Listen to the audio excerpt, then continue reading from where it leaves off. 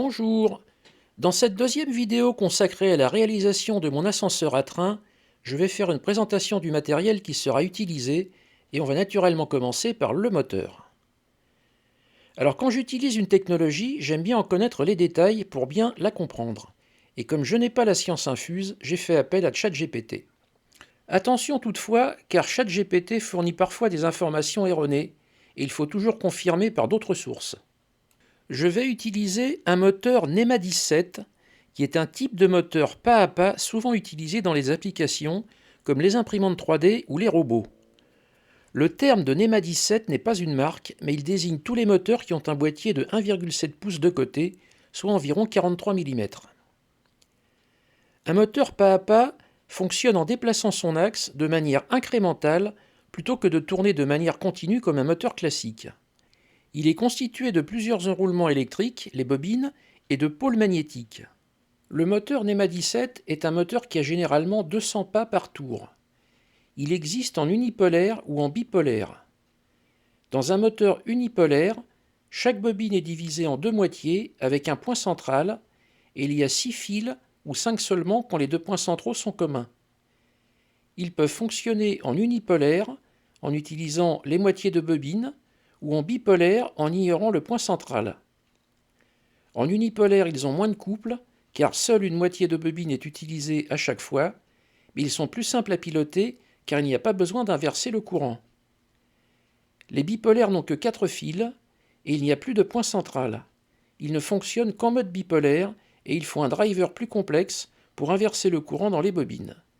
Mais ils ont un meilleur couple à taille équivalente, car toute la bobine est utilisée. Comme dans tout moteur, on a un rotor et un stator. Ici, le stator est constitué de bobines, les enroulements, qui, lorsqu'elles sont alimentées en courant, génèrent un champ magnétique. Le rotor, qui est la partie mobile du moteur, est en fait un matériau ferromagnétique qui contient de l'aluminium, du nickel et du cobalt et qu'on appelle Alnico par son acronyme. Le moteur fait des pas, c'est-à-dire qu'à chaque changement de direction du courant dans les phases, le rotor avance d'un certain angle, qui est de 1,8 degrés ici. Ce qui signifie qu'il effectue un tour complet de 360 degrés en 200 pas. Ça permet un contrôle de la position très précis, qui est l'une des principales raisons de son utilisation dans des applications de précision. Ce moteur fournit un bon couple à des vitesses relativement faibles, et la précision des mouvements est garantie grâce à la nature des pas effectués. Le mouvement du moteur est contrôlé par un driver qui gère l'ordre et la séquence d'activation des phases. Selon la séquence, le moteur peut tourner dans un sens ou dans l'autre, et la vitesse peut être ajustée en fonction de la fréquence des impulsions envoyées au moteur. Je vais utiliser un module TMC 2209 qui fournit un courant nominal de 2 A jusqu'à 2 A 5 en pointe pour un moteur qui demande un courant nominal de 1 A et demi par phase. Donc on garde une marge de sécurité. Il reçoit 2 alimentations, une en 5 volts pour son électronique et une autre qui peut aller de 4,75 volts à 28 volts pour alimenter les phases du moteur. On voit dans les specs du moteur que la tension nominale est de 3 volts seulement, alors qu'on va mettre en pratique 12 ou 24 volts à l'entrée sur le driver. Et ça peut poser des questions. En effet, ce voltage nominal de 3 volts correspond à la tension qu'on doit appliquer sur chaque bobine pour qu'elle laisse passer le courant nominal qui est de 1,5 A. Cette valeur de 3 volts serait utilisée si on alimentait le moteur directement en commutation sans driver, mais ce n'est plus le cas aujourd'hui. Les 12 ou 24 volts ne sont donc pas la tension qui sera appliquée directement au moteur. Le driver envoie des impulsions contrôlées pour atteindre les 1 A 5 dans les bobines. Il fonctionne en courant constant et non en tension constante. C'est une notion qu'il faut bien comprendre. Il adapte les impulsions pour maintenir le courant RMS à sa valeur nominale, c'est-à-dire sa valeur efficace et qui est définie par une valeur appelée VREF et qu'on va voir plus loin. Donc le driver a besoin de bien plus que les 3 volts pour réagir vite, compenser l'effet d'inductance des bobines du moteur et pour mieux gérer les micro-pas et les mouvements fluides. Ce qui fait fonctionner le moteur en silence, contrairement à ce qui n'était pas le cas sur les premiers moteurs pas à pas. Donc en résumé, on alimente le TMC 2209 avec 12 volts, ou plus, pour une meilleure performance. Mais c'est le courant et pas la tension qui compte. Tant que le courant est bien limité, via VRF, le moteur ne risque rien, même si sa tension nominale est bien plus basse. Deuxième interrogation qu'on pourrait se poser, c'est pourquoi choisir 12 volts plutôt que 24 volts, qui est une tension supportée par le driver. Alors les bobines ont une inductance, et donc elles s'opposent aux variations rapides du courant. Une tension de 24 volts permet de faire monter le courant plus vite dans la bobine, avec pour résultat de meilleures accélérations, une meilleure vitesse et une meilleure précision. Avec le 12 volts, le courant peut mettre trop de temps pour s'établir quand le moteur tourne vite. Et il y a moins de risques de désynchronisation. Si le moteur rate un pas à cause d'un courant qui monte trop lentement, il peut perdre sa position. Mais revers de la médaille, le courant nominal doit être soigneusement maîtrisé, sinon le moteur va chauffer et peut même griller. Avec 12 volts, on a une marge de sécurité, même si le courant n'est pas bien réglé, et on verra plus loin comment on règle ce courant. Les 4 fils du moteur sont branchés sur les bornes M1A, M1B, M2A et M2B, qui correspondent aux deux phases, A et B. C'est le driver qui gère le courant dans les bobines, créant des champs magnétiques qui déplacent le rotor. Le driver peut aussi diviser chaque pas en micro-pas avec une rotation plus fluide et précise. Pour cela, il va utiliser les broches MS1 et MS2, soit une broche par bobine. Le moteur peut être piloté en mode autonome, en utilisant les broches DIR et STEP, ou en mode UART, c'est-à-dire avec une liaison série. Les autres connexions en noir sont optionnelles et ne seront pas utilisées. Ici, on voit les branchements minimaux à effectuer pour faire marcher le moteur en mode autonome. Le driver est connecté aux 4 fils des bobines du moteur, par lesquels il va envoyer les impulsions électriques pour faire avancer le moteur. Les broches STEP et DIR sont commandées par l'Arduino. STEP avance d'un pas à chaque impulsion, et DIR détermine le sens de rotation. Pour faire fonctionner le moteur, il faut aussi mettre la broche Enable, en anglais, à l'état bas, c'est-à-dire à la masse. Toujours se rappeler qu'en numérique, on commute par la masse. Sur cette animation, on voit le fonctionnement du moteur avec les impulsions envoyées par le driver. Le contrôleur de pas envoie des impulsions électriques aux bobines A et B. Ces impulsions créent des champs magnétiques alternés dans les bobines. Le rotor, qui est un aimant permanent, s'aligne selon ces champs. À chaque impulsion, le rotor tourne d'un pas, ici 1,8 degrés. Une séquence complète active les bobines dans un ordre précis. Phase 1 A+, phase 2 B+, phase 3 A-, phase 4 B-, et la séquence se répète pour faire tourner le moteur. Une autre caractéristique importante de ces moteurs est la fréquence de démarrage maximale à vide. C'est la fréquence maximale des impulsions, qui peut être indiquée en Hertz ou en pas par seconde, à laquelle le moteur peut démarrer instantanément sans charge mécanique, c'est-à-dire à vide et sans perdre de pas. Les moteurs pas à pas ne peuvent pas démarrer brusquement à n'importe quelle fréquence. Si on leur envoie une série de pas trop rapides dès le départ, ils vont rater des pas, ils vont vibrer sans tourner ou se bloquer complètement. Donc il faut respecter cette fréquence maxi de démarrage ou utiliser une rampe d'accélération progressive. Et comme dans le cas de l'ascenseur, on va souvent démarrer avec une charge qui correspond au poids du convoi qui sera dessus, il faudra utiliser une rampe d'accélération, et c'est ce qui est fourni par la bibliothèque Axel Stepper. On en reparlera quand on abordera le codage du logiciel de commande. Maintenant, on va voir un autre point important, c'est le réglage de la VRF. La VRF est une tension de référence qui est utilisée pour définir le courant limite à envoyer au moteur. En mode UART, le courant étant régulé directement par le microcontrôleur, le réglage de la VF est inutile. Il existe une formule de calcul pour chaque modèle de driver. Elle fait intervenir la résistance AirSense, qui est une petite résistance de shunt, souvent entre 0,05 ohm et 0,2 ohm, qui est placée sur le chemin du courant allant au moteur et qui permet au driver de mesurer la tension aux bornes de cette résistance pour calculer le courant réel qui traverse chaque enroulement du moteur.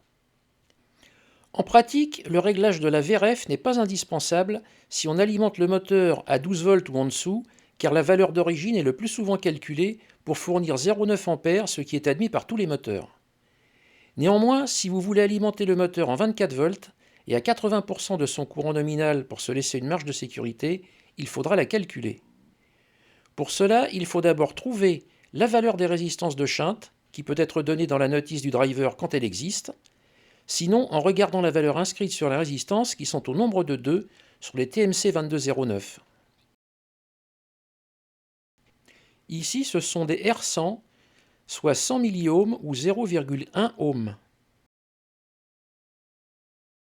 Le calcul se fait en appliquant la formule qu'on trouve dans les datasheets du driver en fonction du courant qu'on veut envoyer au moteur. Alors on trouve sur des sites des formules plus ou moins bidons avec un simple coefficient et je vous conseille de bien vérifier en appliquant uniquement la formule donnée par le constructeur, même si elle est plus difficile à calculer qu'un simple coefficient.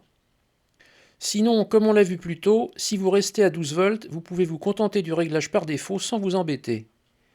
Le principal critère étant que ni le moteur ni le driver ne doivent chauffer et que le moteur ne doit pas faire de bruit bizarre. Donc pour mon moteur qui a un courant nominal de 1 A 5, je vais rester à 1 A 2 et le calcul me donne une valeur de 1,56 volts pour régler le potentiomètre du driver. Le réglage d'origine étant de 1,21 volts pour 0,9 A. Le réglage de la VRF se fait sans brancher le moteur. Il faut brancher le 12 volts entre la broche VM et la masse, qui sont situées en haut et à droite à côté du potentiomètre de réglage, et on branche un multimètre entre la masse et le point de mesure VRF. Pour commander les deux moteurs, il faut que chaque moteur ait son propre driver. Au début, j'avais pensé brancher les deux drivers en parallèle sur les mêmes sorties de l'Arduino qui commanderaient donc les deux moteurs symétriquement. Mais je préfère commander les deux moteurs séparément pour pouvoir individualiser les réglages et permettre de rattraper une différence de niveau entre la voie d'entrée et la voie de sortie. Donc on va voir la carte avec les deux drivers qui sont fixés sur des connecteurs soudés sur la carte. Cette carte est comme d'habitude une Vero board à bande. Il faut couper les pistes sous les drivers ainsi que sous les deux résistances et c'est tout. C'est donc très simple. Ici on a le schéma de branchement d'un moteur. L'Arduino et le driver TMC 2209 sont alimentés en 5 volts. Alors attention à avoir un 5 volts parfaitement régulé et qui ne dépasse en aucun cas 5 volts 5 si vous alimentez l'Arduino par ses broches. Sinon, il vaudra mieux l'alimenter en 9 volts par sa prise jack noire et le driver sera alimenté par les broches 5 volts et la masse de l'Arduino qui fournissent alors un 5 volts bien régulé. Les 4 fils du moteur sont reliés aux broches M1A, M1B, M2A et M2B du driver. Les broches DIR, STEP et Enable sont reliées aux broches 2, 3 et 4 de l'Arduino. Le 12 volts est amené sur les broches VM et la masse du driver, et un condensateur de 100 microfarad en 50 volts est mis en parallèle sur le 12 volts pour absorber les pics de tension qui surviennent lors de la commutation des bobines du moteur. Il doit être placé au plus près du driver car il sert à le protéger. Je n'ai représenté qu'un seul moteur pour ne pas surcharger le schéma, mais l'autre moteur serait branché exactement de la même manière sur un deuxième driver et ses broches DIR, STEP et Enable seraient branchées sur les entrées 5, 6 et 7 de l'Arduino. On regarde la carte, je n'ai pas mis de schéma car on se contente de souder des connecteurs femelles pour pouvoir brancher les fils qui vont aller des drivers à l'Arduino et de l'autre côté des connecteurs mâles pour le branchement des moteurs. Les deux condensateurs sont connectés aux bornes VM et masse de chaque driver en respectant bien la polarité. J'ai ajouté deux LED qui visualisent la présence du 5 volts et du 12 volts, mais ce n'est pas obligatoire. À titre indicatif, la référence du 5 volts fait 1,5 kg et celle du 12 volts fait 10 kOhm. Les alimentations arrivent sur des borniers et des straps les amènent aux broches respectives des drivers, donc rien de bien compliqué. Ici, c'est sur la carte avec toutes les connexions branchées. Alors attention à bien mettre les câbles des moteurs dans le même sens, sinon ils tourneront en sens inverse. On peut inverser le sens de rotation des moteurs en retournant ces deux connecteurs. L'alimentation 5 volts est prise sur l'Arduino, et pour le 12 volts, il faut une autre alimentation qui peut fournir 2 ampères pour être tranquille. Mais on verra que les deux moteurs consomment moins d'1 ampère en charge. Pour les essais, j'ai fait un petit bout de code qui simule 5 niveaux successivement, avec un retour au niveau 0, et ainsi de suite. On va regarder ce code. Alors on commence par déclarer l'affectation des broches des deux moteurs avec la directive define. Je ne sais pas si je l'ai dit dans les vidéos sur le langage C++ Arduino, mais les directives sont des commandes traitées par le préprocesseur et elles commencent par le signe dièse, et leur ligne ne se termine pas par un point-virgule. Il y en a deux qu'on utilise très souvent, c'est define, comme ici, et include, pour inclure des bibliothèques, comme ici avec la bibliothèque Axel Stepper, qui fournit un support transparent pour la gestion des moteurs pas à pas. Donc après avoir indiqué l'affectation des broches avec define, on va créer deux objets Axel Stepper, un pour chaque moteur. Dans les arguments, on indique driver, qui signifie que la gestion se fait à travers un driver, et on donne le numéro des broches correspondant aux broches step et dir pour chaque moteur. Ensuite, on a 6 variables de type 16 bits int qui donnent des positions des 5 niveaux et celles du niveau 0. Elles sont exprimées en cran moteur. J'en reparlerai dans une prochaine vidéo. On arrive dans le setup avec la déclaration en sortie par output des broches où sont connectées les entrées enable des deux drivers. Et on les passe à l'état bas avec digital write. Ces broches enable servent à activer le driver en les passant à l'état bas, c'est-à-dire à 0 V, ou à désactiver le driver en les mettant à l'état haut. Donc le driver ne fonctionne que lorsqu'on met sa broche enable à la masse. Ensuite, on initialise le moniteur série à 9600 baux pour pouvoir afficher les détails des différentes étapes du programme pour voir si tout se déroule bien. Et on initialise les steppers en fixant la vitesse maxi et l'accélération des deux moteurs. Les valeurs sont bien sûr identiques sur les deux.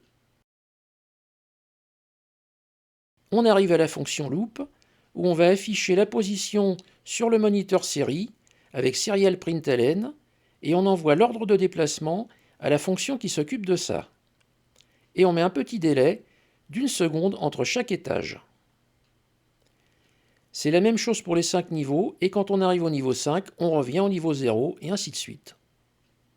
Alors là, j'ai mis tout bêtement les 5 blocs de commandes, les uns à la suite des autres, mais on voit les mêmes commandes qui se répètent à chaque fois.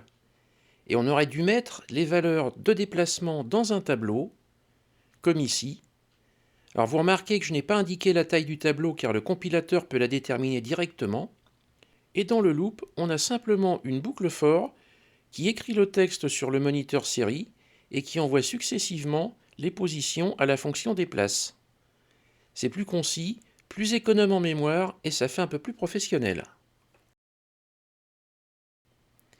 Et là, c'est la fonction déplace qui a pour argument la position cible de chaque moteur.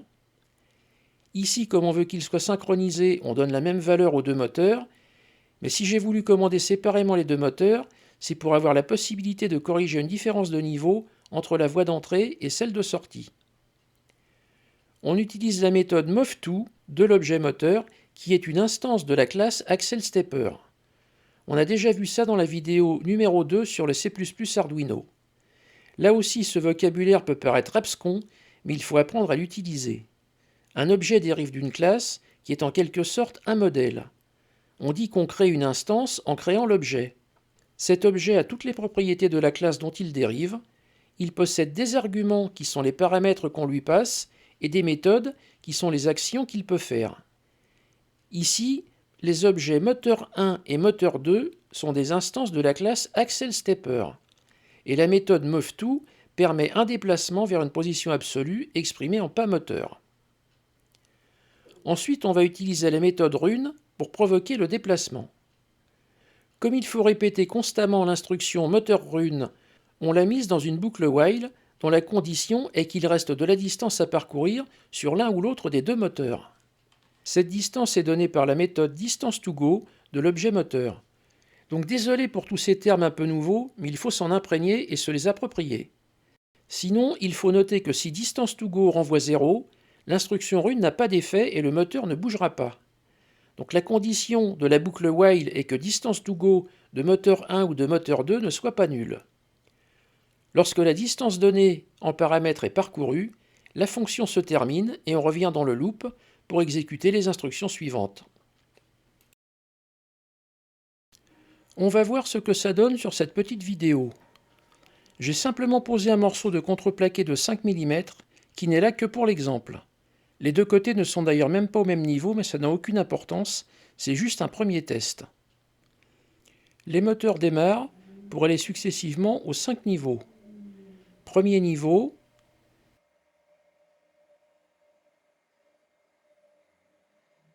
deuxième niveau,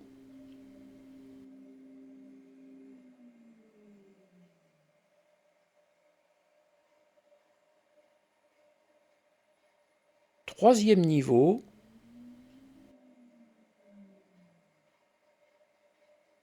quatrième niveau,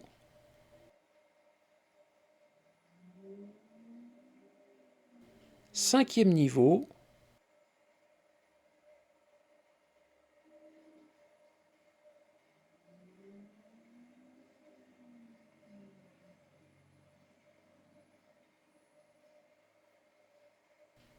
puis on redescend au niveau 0.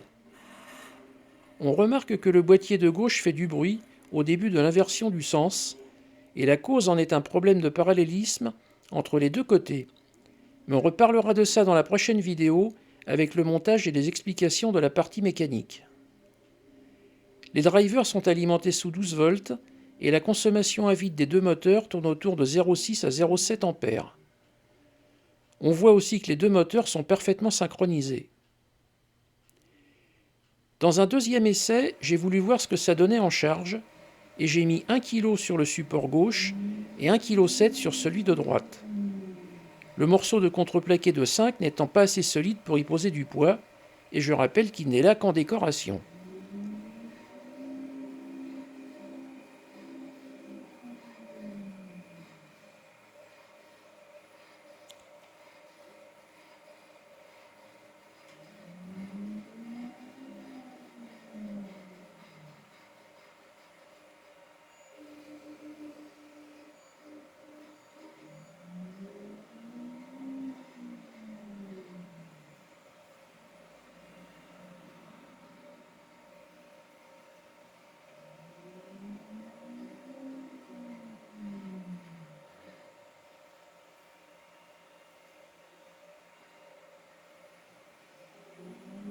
Et on voit qu'en charge, le bruit qu'il y avait sur le boîtier de gauche a disparu.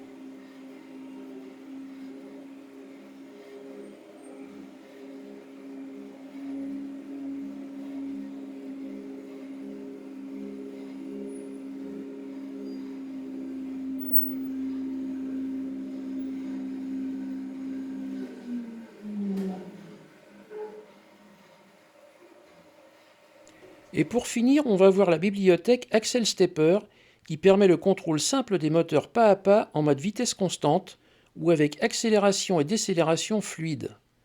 Elle est idéale avec des drivers comme le TMC 2209 que j'ai utilisé, mais permet aussi de commander les moteurs branchés en direct avec un pont en H. Si la bibliothèque n'est pas installée, il faut tout d'abord le faire en appelant « Gérer les bibliothèques » par le menu Croquis ou directement par son bouton à gauche de l'écran. Ensuite, on cherche Axel Stepper et on clique sur le bouton « Installer ». Ici, elle est déjà installée et il n'y a pas de bouton, mais l'indication de la version qui est installée. Axel Stepper est donc une classe et on va créer un objet sur ce modèle et on parle d'instancier. L'objet Axel Stepper est créé en indiquant son type et son branchement. Pour commander un moteur à travers un driver comme le TMC 2209, il faut utiliser le mot driver et déclarer les broches où seront connectés le step et le dir du driver. Je ne vais pas parler des deux autres possibilités de type avec le contrôle de moteur branché en direct. Remarquez la syntaxe du type avec les deux doubles points. Et voici les principales commandes en mode driver. Set max speed qui définit la vitesse maximale en pas par seconde. La vitesse est passée dans une variable de type float. Set accélération qui définit l'accélération en pas par seconde au carré. Move to avec une position qui est passée dans un entier long. Elle donne une position cible absolue en nombre de pas. La méthode move qui donne un déplacement relatif, c'est-à-dire par rapport à la position actuelle, la méthode run, qui sert à faire bouger le moteur. Alors, il faut appeler cette fonction en boucle pour que le moteur bouge automatiquement avec accélération et décélération.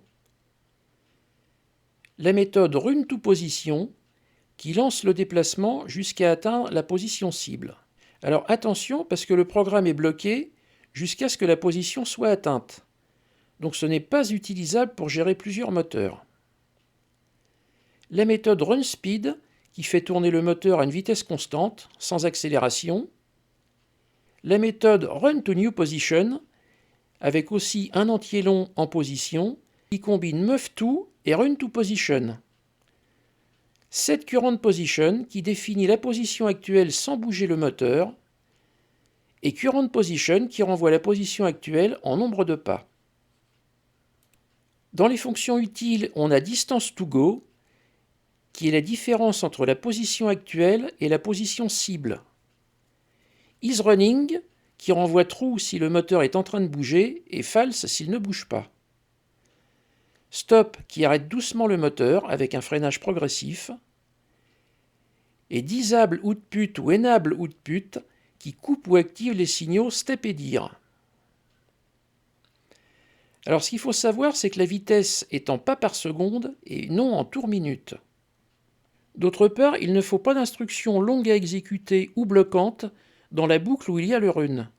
Sinon il ne sera pas assez appelé, ce qui se traduira par un mouvement irrégulier. Run2position est bloquant et donc n'est pas compatible avec plusieurs moteurs simultanés. Voilà, on va s'arrêter là pour aujourd'hui. Je présenterai la menuiserie et la mécanique dans la prochaine vidéo. N'hésitez pas à apporter des précisions ou à signaler des bêtises que j'aurais pu dire, ainsi qu'à poser des questions, et j'y répondrai volontiers dans la prochaine vidéo. À bientôt!